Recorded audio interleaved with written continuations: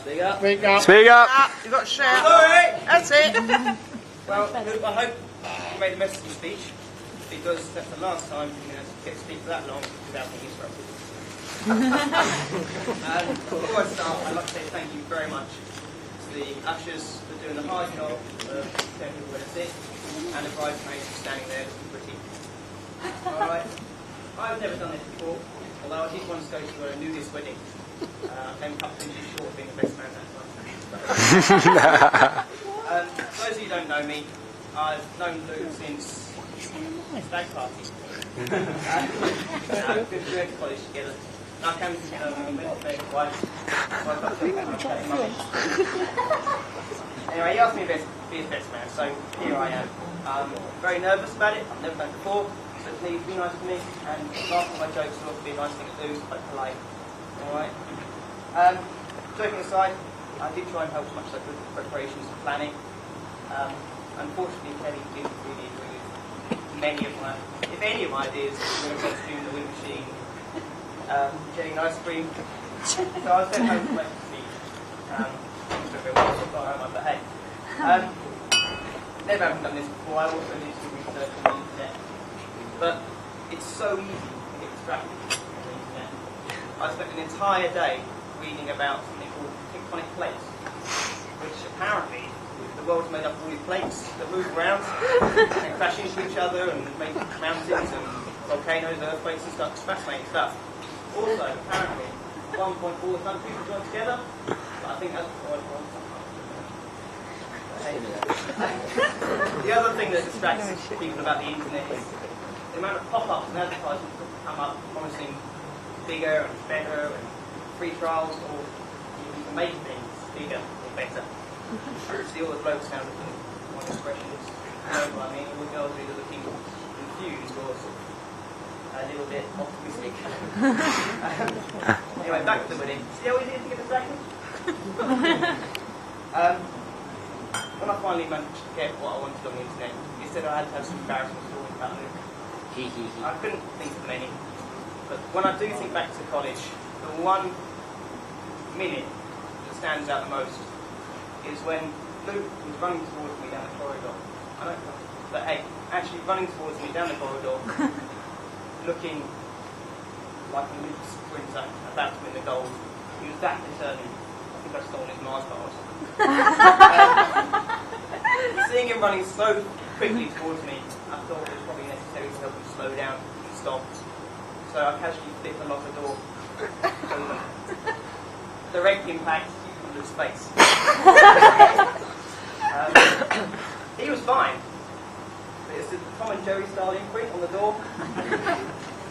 That's the one that got me. And his nose has been that shape ever since.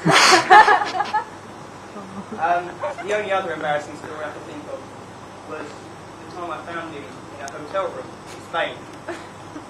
I'd gone on a college trip to Barcelona, and we'd gone out for the evening, and I came back to find Luke sitting there in the room alone, terrified, white as a sheet. Apparently he had an argument with some of the girls on the course, and decided to walk home by himself. He tried to get a taxi, but the driver said the meter still went up even if he went in reverse, so he couldn't do that. He ended up getting lost and walking through the back streets. He got propositioned by Barcelona's oldest prostitute. I think there's infrared further down here, isn't it? I think that's why he's so scared of false teeth now. Obviously I can only account for when he was in college, so I did ask Brother Andrew for a few hints and insights into his youth. Yeah, hang on. So we did some digging, and there were some good examples, some very good examples of Luke. A few of them were ditching the traditional action man for many, many hours combing Barbie's head.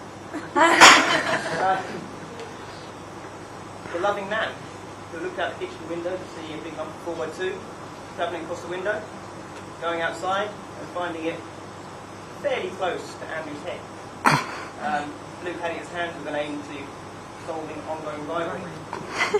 I also heard one about him relieving himself into a field of corn after taking them on a 2-hour hike that was supposed to be a 20-minute walk home from the pub and getting pushed down face first into the corner. But amongst all these, the one that stood out the most was the story about Luke going into the living room and trying to wind his brother up.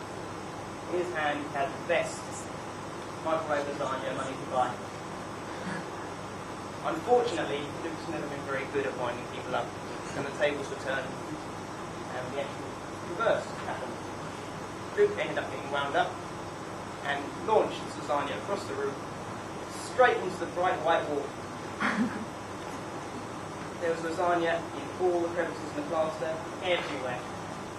Of course, this was followed by panic. Luke knew that his mum was on her heart. They had a hard day at work. He was on her way home. She'd be home any minute. So, he ran out of the living room, under the stairs, grabbed the Hoover, plugged it in, hoovered the wall clean, went upstairs to bed, and ate that few crisps.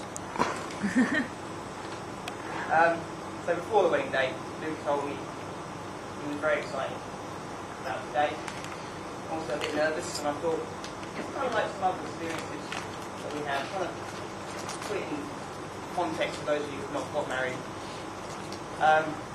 So a couple of examples I found were roller coasters, exciting, scary, or buying new pants. It was also quite exciting and scary. You stand there in Marks and Spencer's thinking, are they the right pants for me? Will they last? But in the end, you know that it's normal to be nervous about making such a big commitment. So you buy them anyway, you go to the cashier, and the cashier says you can now take your new pants home with you. You try them on, you get home. For the first couple of weeks, it feels a bit weird breaking into your new pants. But after a while, you get nice and comfortable, nice shape, and you couldn't be without them really. As they get older, of course, the shape starts to go, they get a bit happy, you know you really should get some new ones, but you don't. Alright? You know these pants are so comfortable, they stay with you for your dying day.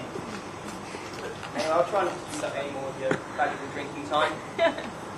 So thank you very, very much for everyone coming today, making their day so special. We're very happy together. They look great together.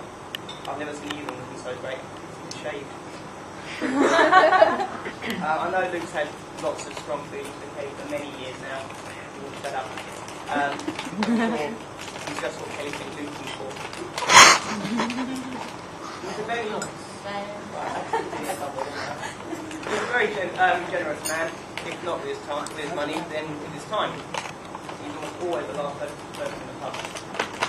And I'm sure that Kelly can control him and get him to do all the things that she doesn't want to do. So please, everyone, raise your glasses once more. Get Luke and Kelly. Luke and Kelly.